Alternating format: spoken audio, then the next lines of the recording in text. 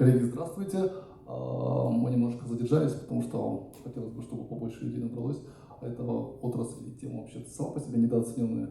И вот сейчас я вижу яркое этому подтверждение. Хотя борьба с отмыванием средств, полученных незаконным путем, это довольно глобальная на текущий момент проблема.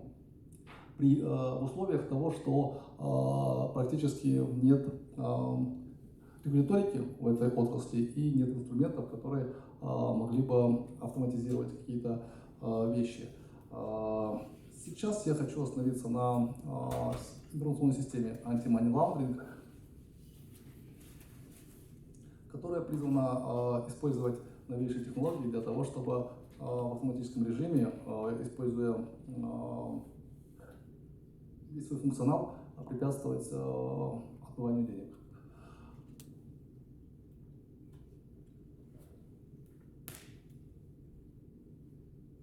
Это вот обо мне. Я более 19 лет в кибербезе, но в отрасли AML я обратил свой взор только в этом году. Предыдущие мои регалии вы можете видеть. Я эксцисс в Самруке, Нитики, Селлибл, ну и традиционно имею сертификаты цеха и CHFA.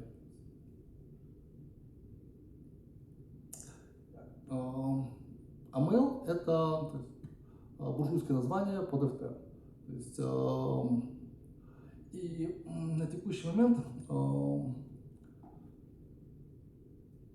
прошу прощения, я хотел начать с того, что Казахстан в прошлом году получил рейтинг AMD, то есть мировой рейтинг цифровой конкурентоспособности, 3-4 место в рейтинге. То есть наша экономика оценивается по уровню развития и цифровизации 3-4 место, что говорит о том, что мы довольно хорошо подготовлены к интеграции в мировую экономику и должны иметь весь арсенал инструментов по защите закона и средств.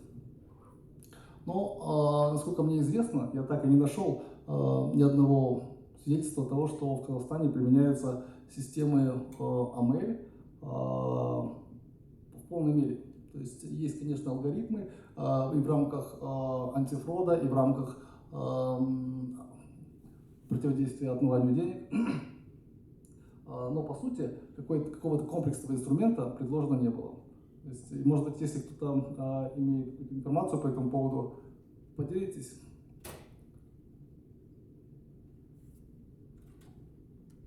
Именно поэтому я считаю, что разработка этой системы очень перспективна и должна быть поддержана со стороны государственных органов и регуляторов.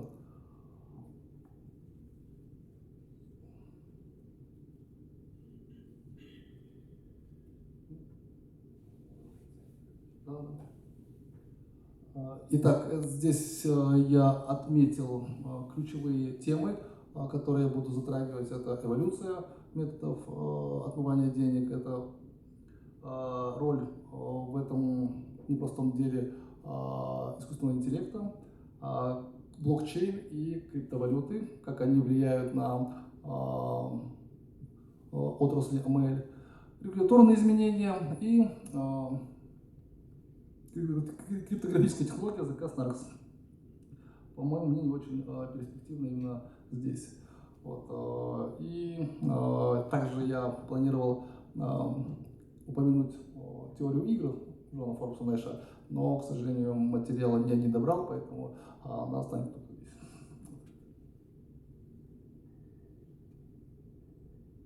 Итак, эволюция методов отмывания денег.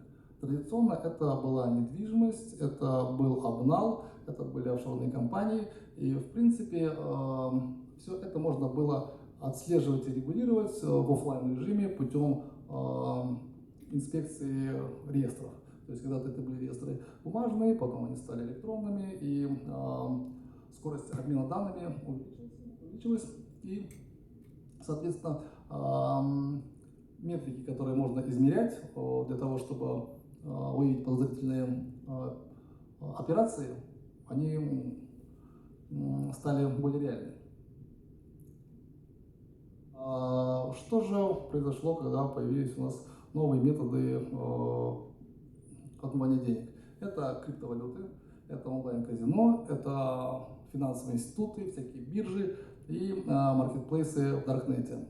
Согласитесь, здесь на самом деле очень сложно сходу придумать какие-то инструменты, которые мы могли бы применять для того, чтобы не просто отслеживать, а эффективно отслеживать отмывание денег. Что привнесли эти новые методики по отмыванию? Это абсолютная анонимность, это высокая скорость отмывания денег, ну и глобальная доступность.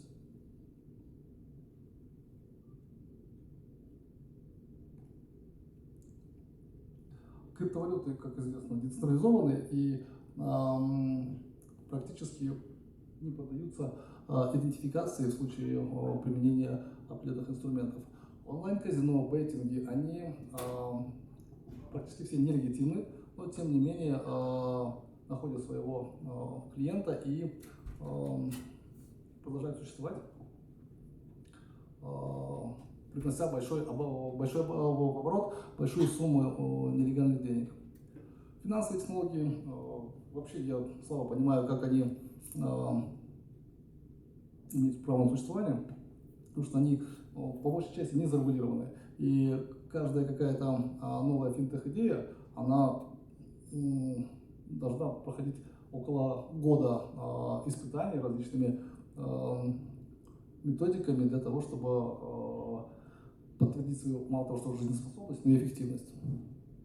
Ну и Darknet, маркетплейсы – это платформы, на которых можно приобрести нелегитимные вещи, услуги, и что, соответственно, тоже не поддается контролю и регуляторике.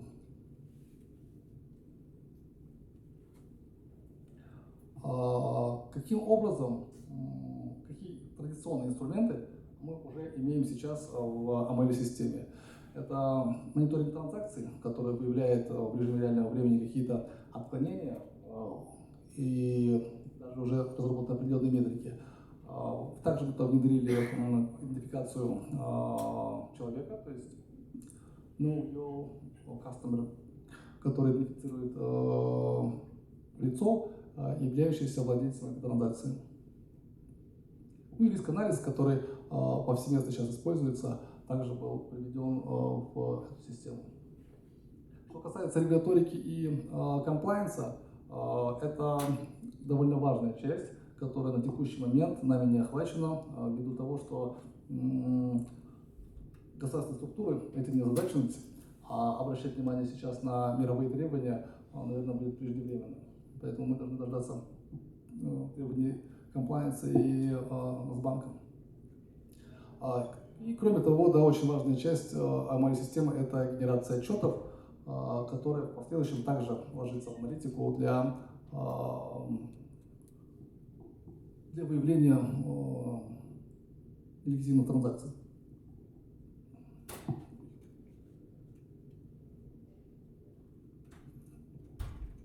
Еще одним очень перспективной технологией в AML я считаю машинное обучение, а именно это процессинг натуральных языков.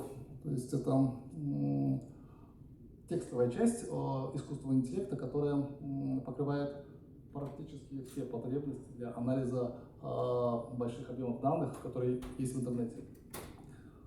Токенизация и стейминг, анализ частей речи. Вся информация, которая может быть доступна на соцсетях, на новостных сайтах, она будет подвергаться анализу, сверяться с реестрами и списками запрещенных организаций, арестованных или невыездных. И на основании этого будет делаться вывод, насколько эта транзакция может иметь отношение к той или иной организации или операции. транзакционный анализ моделей аномалий, потом транзакционные паттерны, это тоже все входит в машинное обучение, но уже не в части процессингового языка. И предиктивные модели, которые мы будем разрабатывать на основании исторических данных и like-to-like. Пока такие направления.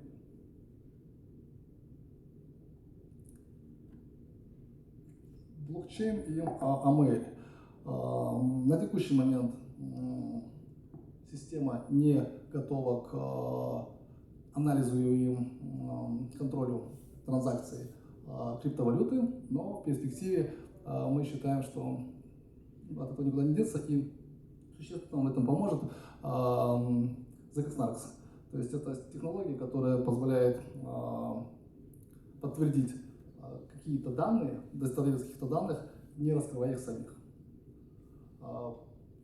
Почему мы считаем, что именно эта технология нам поможет? Потому что новые вызовы – это анонимность, это отсутствие регуляторики и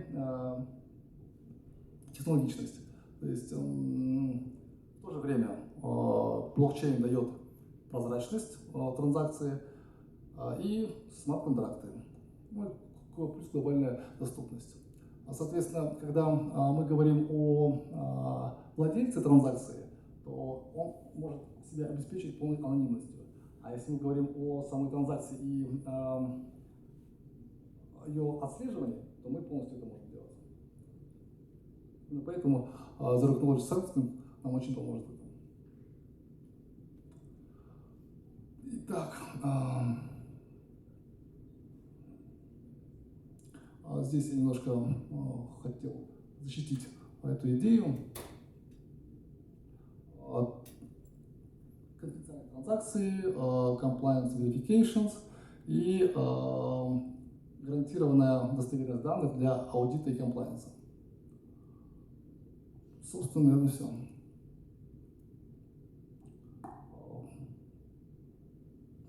Не очень густо, потому что это, наверное, первый материал, который касается ML. Если есть вопросы, буду рад ответить.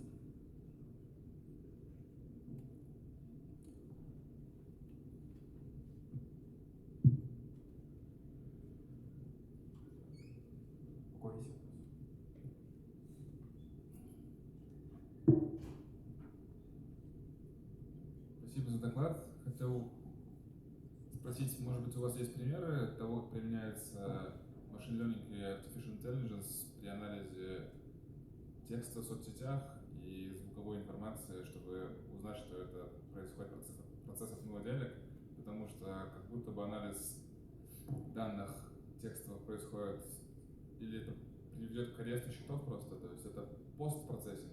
То есть отмыв денег уже случился, вы анализируете, что он случился, и блокируете этот аккаунт или что?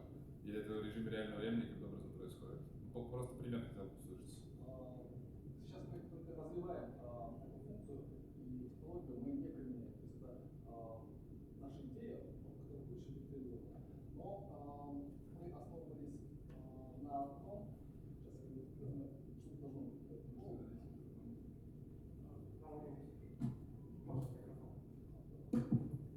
Один момент.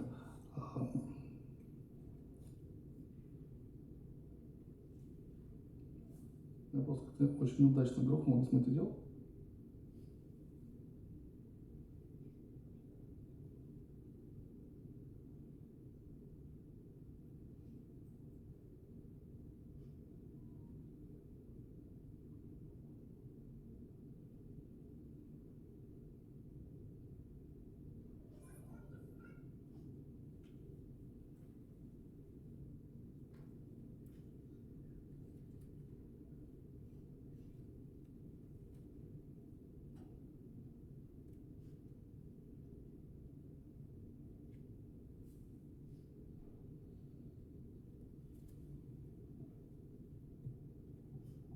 Мы на самом деле взяли эту идею, плагиат был, мы украли ее у финансовой организации, которая уже применяет ее для таких целей, но для оценки репутации каких-то операций. операций, но не для блокирования и не для финансовых операций.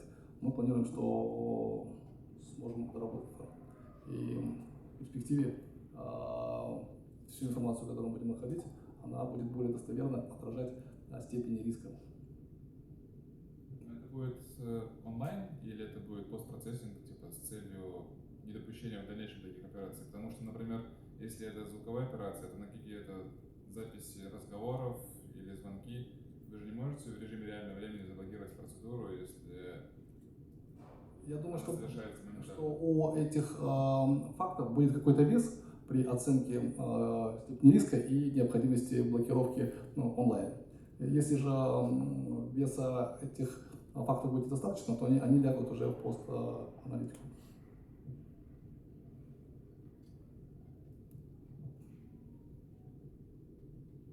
Вопрос.